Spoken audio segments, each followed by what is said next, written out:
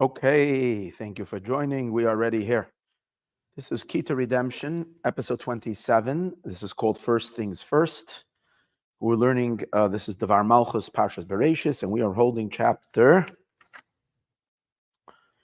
5. Okay, so we've established in the first two classes, we discussed some of it yesterday also in the Parsha class called Who is Hamas? Who are the Jews? But this is very fundamental, and that is that the idea we were learning is that the Bereishis, which it says in the beginning, and the beginning means for the sake of Israel, and the sake of the Jewish people, God created the world. The uniqueness and the specialty of the Jewish people is two-pronged. There is a uniqueness and a specialty in terms of the spirituality of the Jew, the soul of the Jew. And that greatness and that uniqueness and that specialty is utterly above creation and above the world. But then there's another element, and that is that in the very, very physical, concrete, material existence of this world, let's put it this way, a world not religion, without religion, without anything that has to do with any elements of a connection to what's beyond the world, spirituality, and so on and so forth. Just the fact that there is a world existence, physical existence, with all the aspects that run within the physical world, material, physical life, and over there as well, God selected the Jewish people and made them His in the most material plane of existence. Because after all, the material, physical world, as much as it is in its most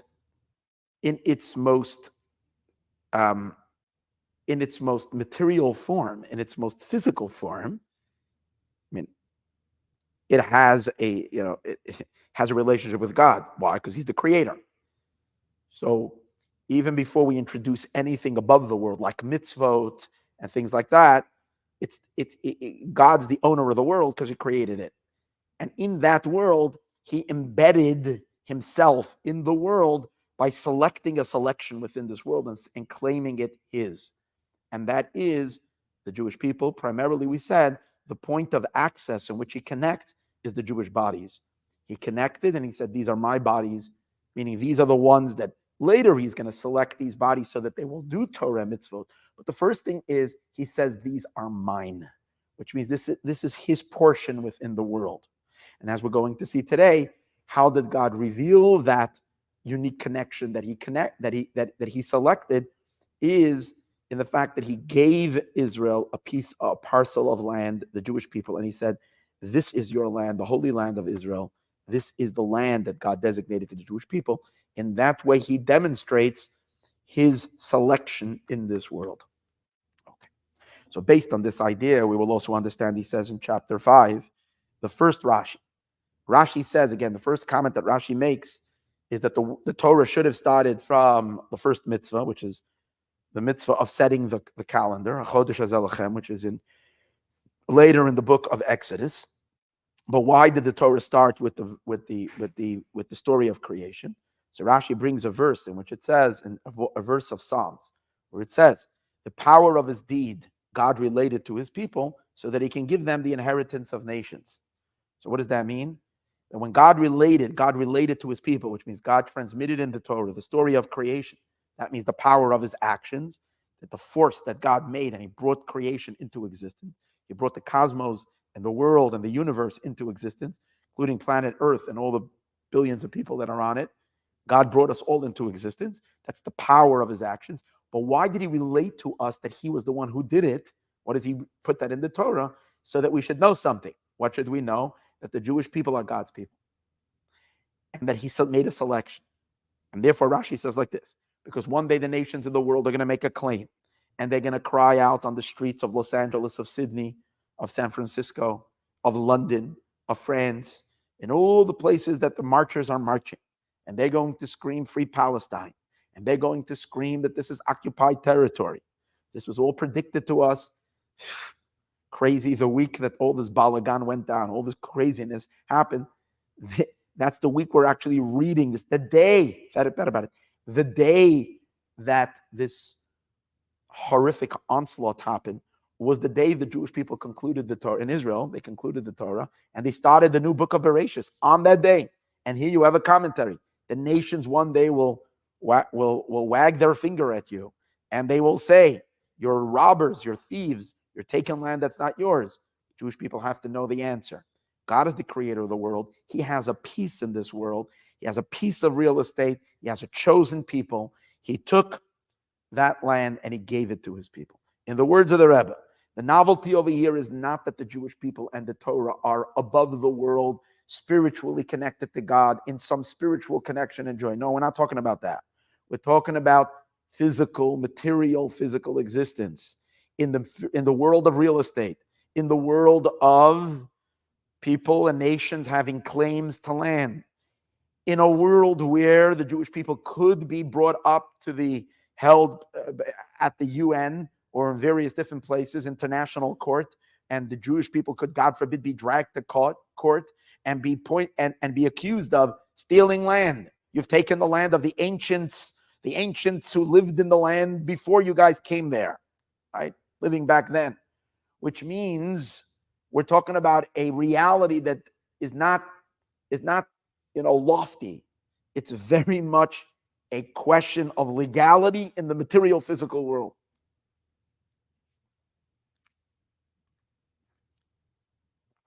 Right over there needs to be revealed. Right over there, the Jewish people need to declare, and the nations need to accept this truth, because ultimately, this is God's world. And everybody needs to comply with the idea or accept the idea this is God's world. And what's the answer? That within this world, there is a peace and a people that enjoy a special relationship with God. They are God's, the land of Israel and the Jewish people. And therefore, what did God, and therefore, yes, indeed, first he gave the land to the nations, but then he took it away from them and he himself gave it to the Jewish people. And here is where the Rebbe adds the most very important idea. Not only because the Jewish people are chosen to be God's people, did God give them a land, and that's just some other perk. You're my chosen people, I'll give you a land. But actually, this was the action that God did in order to demonstrate to the entire world, in order to wave a flag that these are my people. What was the action that God took to wave that flag? To notify the world that he has a people was the very idea that he first gave the land to someone else, then he takes it away from them and he gives it to Jewish people, which he has not done ever to any other country. Other than, of course, God is the one who orchestrates all the events of the world, and if nations conquer nations, it's ultimately God's doing from behind the screen. But that's all in a hidden way. But on the surface, things are operating just in a natural course. You don't see that. But over here, God directly went, took the land, and gave it to the Jewish people. Back then, when the Jews went in with Joshua, and the Rebbe doesn't say this over here, but the Rebbe said it other times, by the 6-day war, God demonstrated this again for the entire world to see, that the miracles of that war demonstrated that God himself has chosen this land. Even in modern times, God appeared. That war was just spectacular. And we will see the very same miracles in this war right now. There's no doubt God is with us. The Jewish people are united. We're unstoppable right now. No one should mess with us. The wrong time to mess with Israel right now. What is going on is marvelous and absolutely spectacular. We're going to see the most craziest miracles right now because we're standing all in unification. The Jewish people have also turned to God in a very deep way. This is going to be spectacular. But in any case, when Hashem has done that in recent times also, is that he is making the claim, this world is my world, I'm attached to this world, I'm deeply connected to this world, I have a say in this world. Yes, not in the realm, not in synagogues, not in churches, that's not when it's in court of law, in the most down to earth physical realm. In the most, I'm trying to find the right wording for it. In the business as usual world, in the world of business, in the world of everyday life,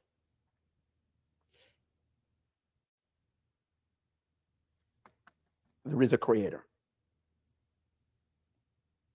And he is attached, and he is connected, and he has chosen what he has chosen.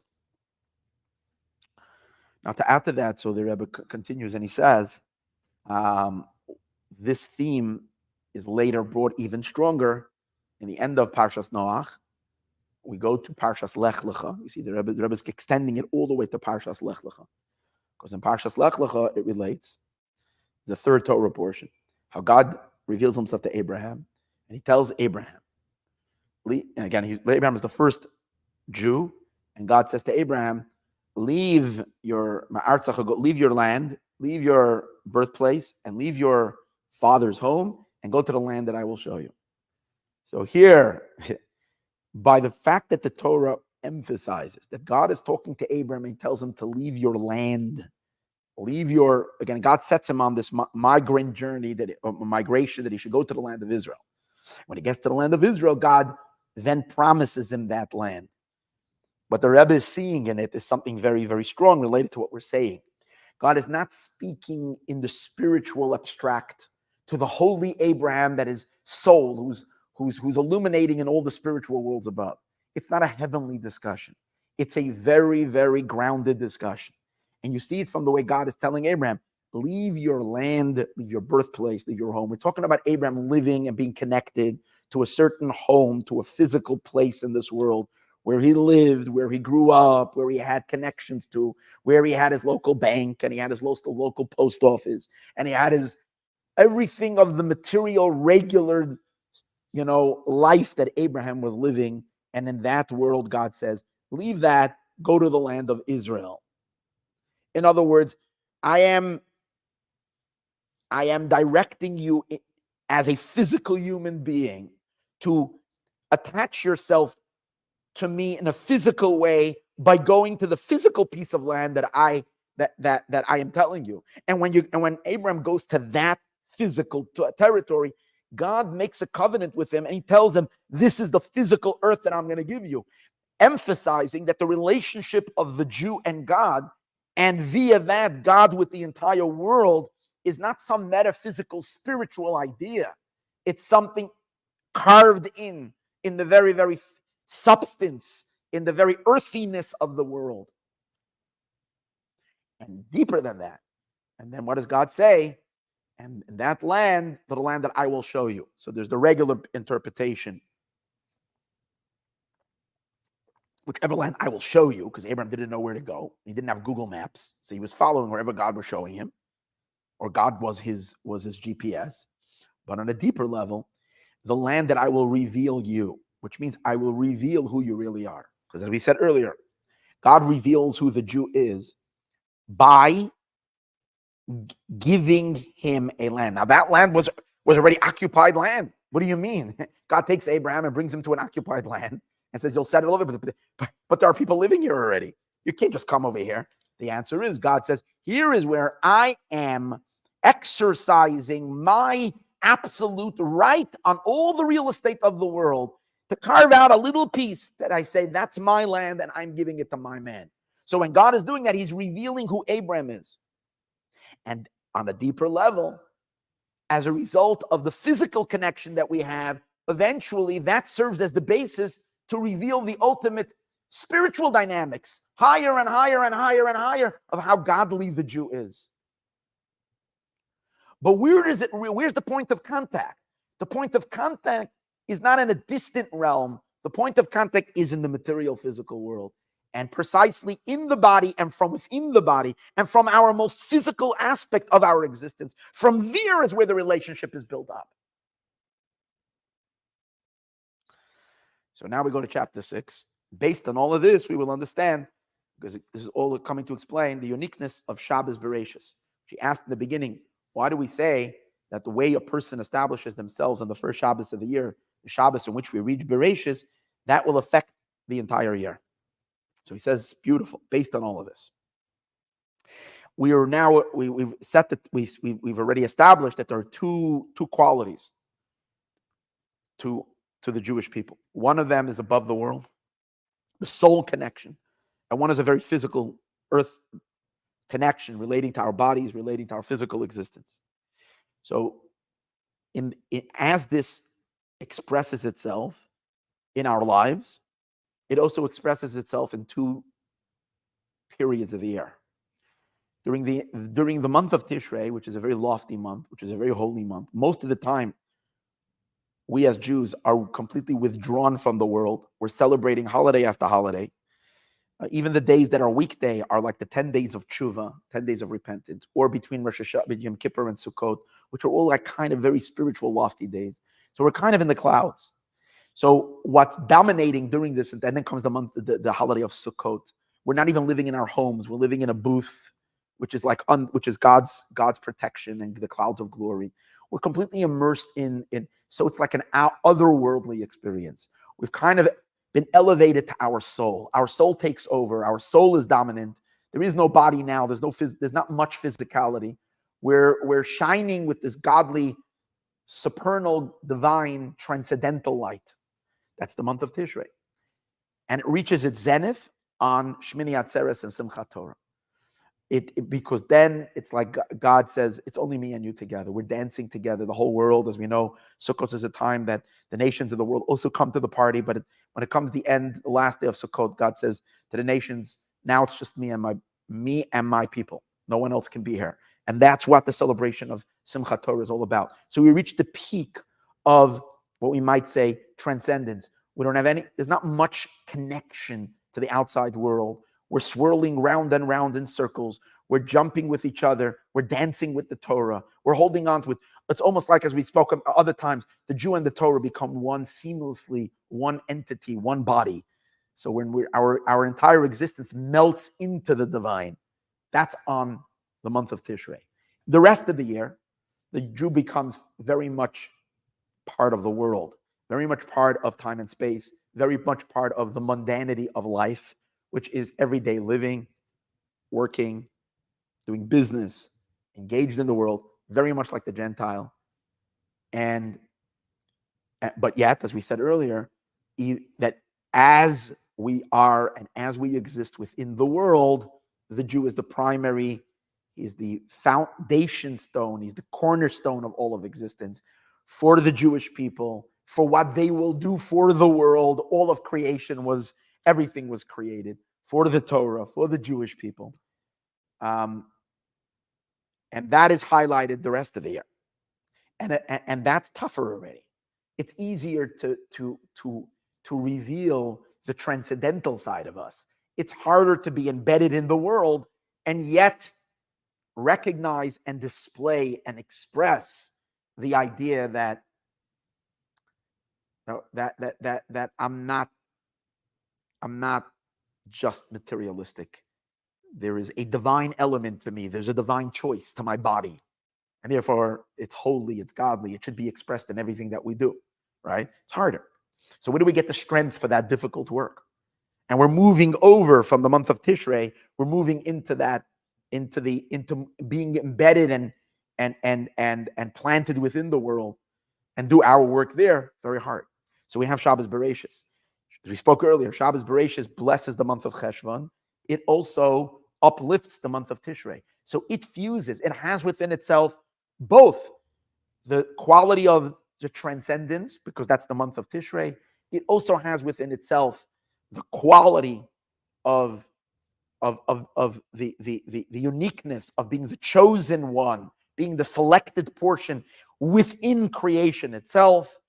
And as a result of this unique combination, it empowers us, because as we said it earlier, to be part of the world and be the selected of it is more difficult. But if in Shabbos Bereishis, when our soul is still shining with all of its brightness, our transcendental side, it empowers our embedded side, we might say, our embedded side, our body, and our physical side that is very much part of the world, for it to sense its elevation, to sense its greatness. And therefore, whatever we do throughout the year, we can feel and we can sense that this is a Jewish life. It's a life that's sacred to God.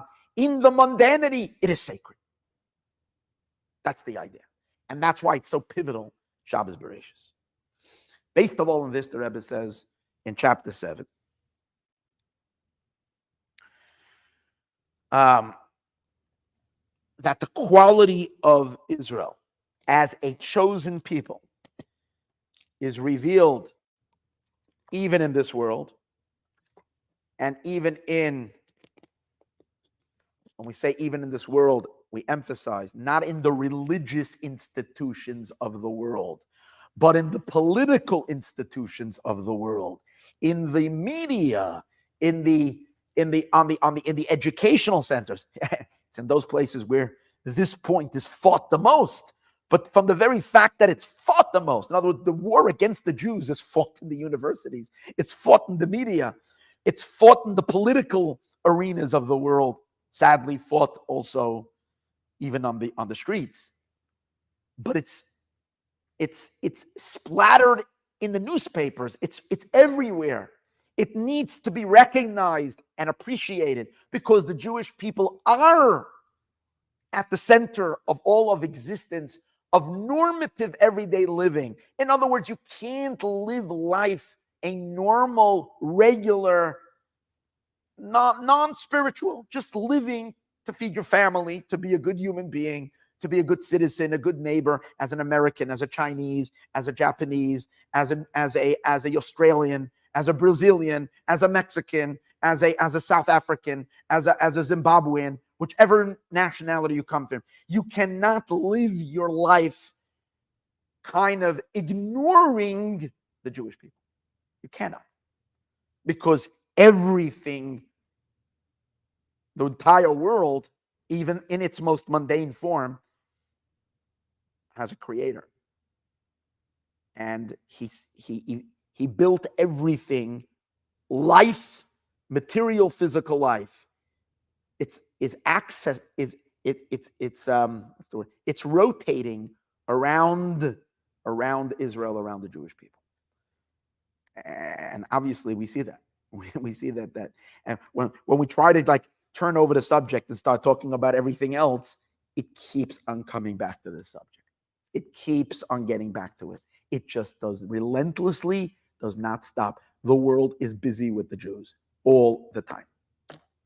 For good or for worse, it's always at the hot topic, because it is the hot topic.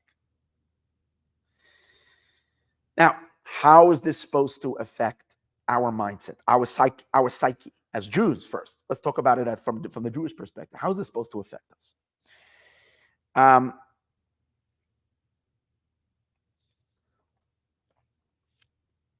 Number one, if God's connection to Israel would have been to our highest element, if God would have he makes his contact with us and chooses us and our people in the point of our most brilliant light, then it would make sense to say that that at the time when creation is enlightened, when creation is in an elevated state, when the world is in a more sublime state, higher consciousness, higher awareness, in that place and at that realm, it's revealed and it's sensed that the Jew is special. Because when the world is elevated in the highest space and the Jewish people are in a high level of spiritual attainment, spiritual quality, and so on and so forth, then our light and our shine is evident. We would say that's the time of the Holy Temple. That's the time of the Exodus of Egypt.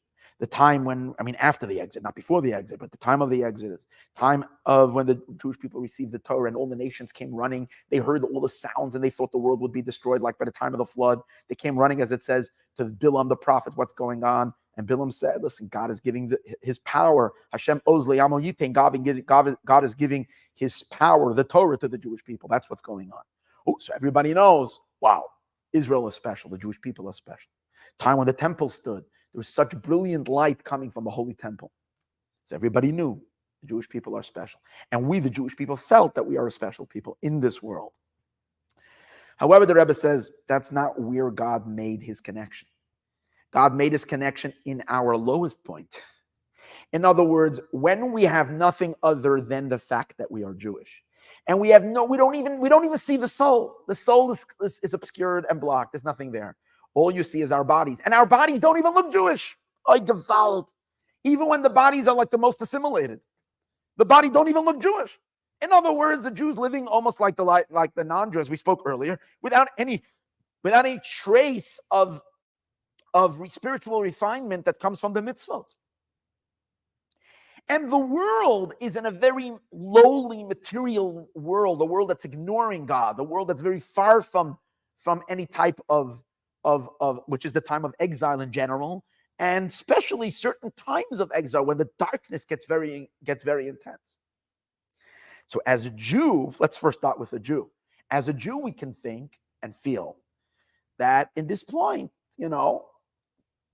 there is no specialty. We're not special, and definitely we can't feel Ata B'chatanu, you have chosen us from the nations, because in what way has God chosen us? In what way? What's the godly side of us? Based on what we said before, the godly side of us is that God chose this material substance as being his in this world. You have landed in God's basket. Not because of anything you've ever said, done, thought, experienced, felt. Not because of any quality that you have. It's just the piece of clay, it's the bones, the sinews, the limbs, the organs that has been chosen by God himself. When we say God over here, as we discussed yesterday, the very quintessence of God, to say, these are mine, this is my precious people. And since that's the case, what does that mean is that even in the darkest moments of exile, Jews do never, ever, ever lose their uniqueness and their specialty and their position in the world as God's prized piece within this world, in which everything else was created to support it. In other words, this idea that the Jew is at the center and that everything else evolves around him or her, is a rule that can never change. Because not from God's end and not from our end. From God's end, it can never change, because had God chosen us because of a reason, because there is some quality, because there's something special, because there's something unique, because of our soul, because of our light, because whatever it is, because of our goodness, because of our kindness, because of our wisdom, because of our creativity, because of our nobility, because of our generosity, because of whatever it is, then you can say, when we have those qualities, yeah. When we don't have those qualities, no. But God did not make the choice in our highest moment. He made the choice in the lowest moment. In the lowest, meaning there can't be any lower. Just the material of the body, without doing anything, saying anything, thinking anything, refining anything. Just the substance, the physical substance. This is God's physical piece in this world. And that's why that choice is forever and unchanging, and not for any reason. Because when there's a reason, you can always question, is the reason still valid? There is no reason. It's utterly super rational. It's essence. That's the point. It's essence. It's unchanging. It's absolute, and it can't change. And therefore, it needs to be in our head that we are a special people always. And for that reason, here the Rebbe says something so empowering and so important for Jews to know today, when we feel a little bit the pinch of perhaps some people not being happy with the Jewish people. So it's important to recognize and to understand that a Jew, a man, and a woman of any of our people has nothing ever to fear from any person in the world, nation and people. Even at the time that it looks like we are at the mercy of the nations, God forbid that we are at the mercy of any nation. The Jewish people are not at the mercy of any nation in the world. All of the creations were created for the sake of Israel. And therefore, Israel can never be dependent on the kindness of other nations. That does not mean that when we receive kindness and help and assistance, like the United States of America that has been supporting Israel and other kind people in the world that have standing up, it's not to think for 1 second that we don't offer thank you and we don't acknowledge it and we don't recognize it and we do. But it's not because we're afraid and we're weak, God forbid, without the nations. How can that be? If the Jewish people are the root and the cause of all of creation, and that is unchanging, so how can it be that they are contingent on the nations of the world? Our existence is as solid as God is, as absolute, as eternal, as unshakable.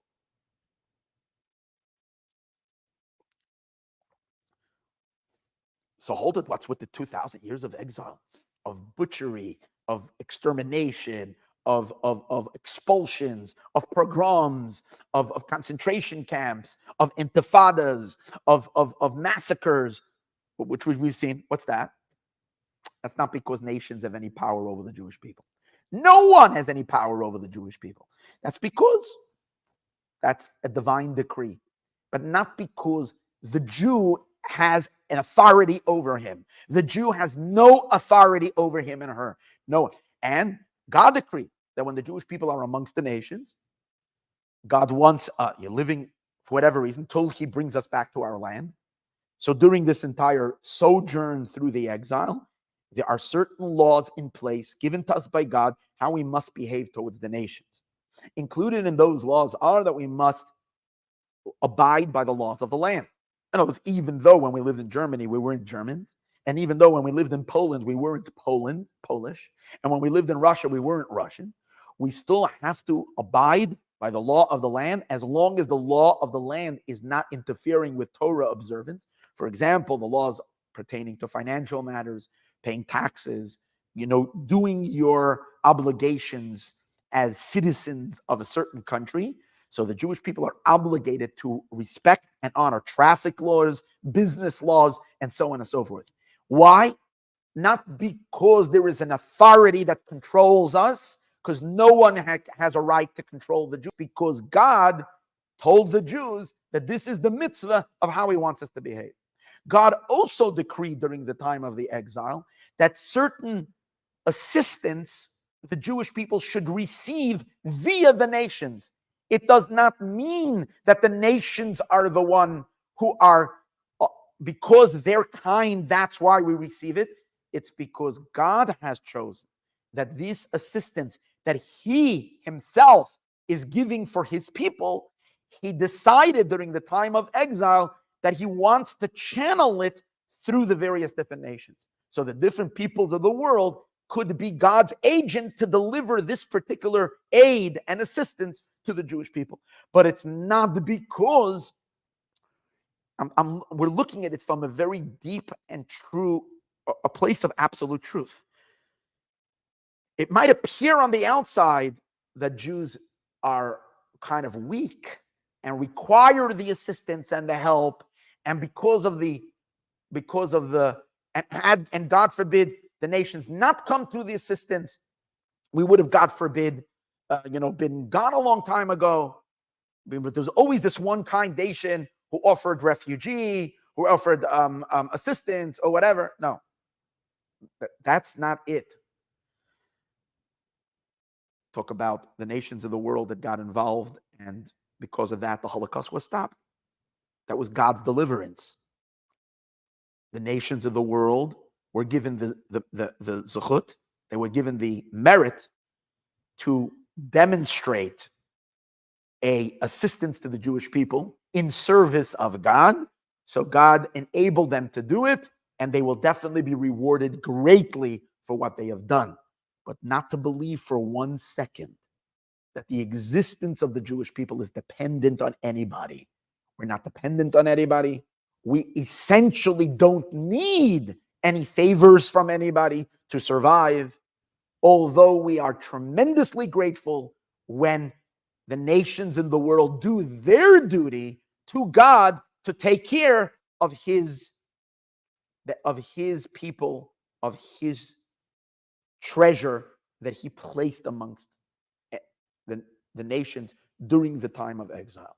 During the time of exile, God placed the Jewish people around the world for whatever divine reason that God has, that he wants to do that, allowing the nations to offer assistance, but not continging ever our existence on them.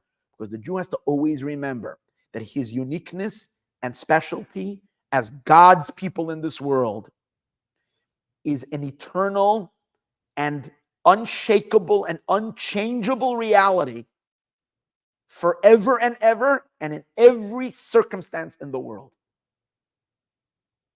Such powerful words, says the leader of the Jewish people. He compares it. There is a statement in the sages. Sages say, because Jews have a complex, and sometimes we use biblical, because we've been persecuted a lot, sometimes Jews feel inferior. And this is psychological damage from the exile. It's a messed up thing. Because the sages do tell us that God told the Jewish people, you shall not rebel against the nations. That means that the Jewish people were never allowed on their own to break out of the exile and rebel against the nations. Or there is another statement with this. God says, do not initiate a fight with the Gentiles. Don't start up. So these are statements that the sages have told us and that God had sworn upon the Jewish people. When the time comes, I'll facilitate your redemption. Okay? So, but the Rebbe says, that's not because God is telling us, I'm giving you a good idea. You're at the mercy of the nations to try to pacify, try to work well. Don't instigate. Try to keep a low profile. Don't mess with them, and so on and so forth. The Rebbe says, no.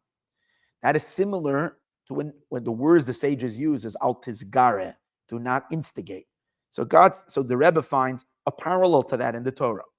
When the Jewish people were coming out of Egypt and they were passing to the land of Israel, God warns the Jewish people that when they pass through the lands of Ammon and Moab, these are two nations who lived at the borders of Israel, they should not the word al tatzares Moav, it says, do not provoke the Moabites, val tizgar bal milchama, and do not instigate a war. So it uses the same words, tizgar, do not instigate, do not provoke a war. So what was that? At that time, the Jewish people were at the height of power. We just gotten out of Egypt. We were going to conquer the land of the seven nations. The Jewish people there was no weakness. We were super powerful at that time. Yet God tells them, do not mess with the Moabites. And the Moabites were already very weak because the two protectors that were protecting them, the giants, Sichon and Og, had already been killed. They were relying on their protection. That's why Moab panicked and they called Bilam to curse the Jewish people, because Moab was then very weak. And it was not in any way that we were at the mercy of the Moabites. Yet God says, don't touch them. Why does God say don't touch them? Because he says, because I didn't give you their land. This is not, I gave you the land of the seven nations. I did not give you that land, so don't touch them. So we can compare it, the Rebbe says. Just like over there, it wasn't because there's any weakness, because it's only because it's God's world. He tells us what yeah, and God tells us what no. In the same way, during the time of exile, it is the will of Hashem that the Jewish people should live amongst the nations and not provoke, but not provoke because we're weak. And that if we will provoke it, the nations would have exterminated us. That's not the reason. It's because God told us so, for whatever divine reason.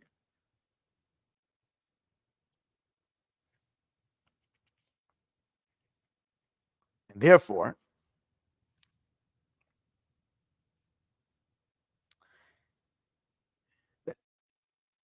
it's understood. Here's the words of the Rebbe, very powerful. It's understood and simple that the fact that we are living amongst the nations and must kind of, abide by certain rules and regulations and governing, respect the governing power that there is in any given country, and be contributors and the like. It says, Rebbe says these words: this does not in any way change in any way the status of the Jewish people as the chosen nation. They remain the chosen nation, the primary element in all of creation. They're the beginning, they're the strength, they're the power, they're the nucleus of every country and in every place. On the contrary, hear this what the Rebbe says, very powerful. He says that when nations assist the Jewish people, when Jews are within their countries, it's not so much to the benefit of the Jewish people, because we would do well either way because God has our back. It's to the benefit of the nation. And we know that every nation that hosted the Jewish people during the last 2,000 years, that had the majority of the Jewish people, that nation during that period of time was blessed with tremendous affluence, power, and glory. Wherever in ancient times when the Jews were in Spain, Spain was the pride of the world, the power of the world. Where most of the Jews came to America, America shot up and became the most influential, most prosperous, most powerful. That's the reality.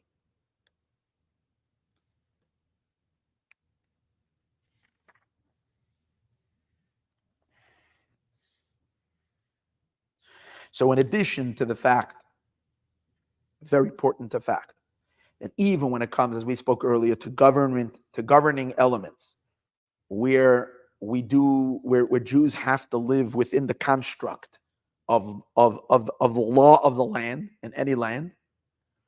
But in addition to the fact that does not apply to a law which is going to directly affect Jewish observance. For example, in Soviet Russia, there were laws trying to stop Jewish education, Jews from educating their children as Jews.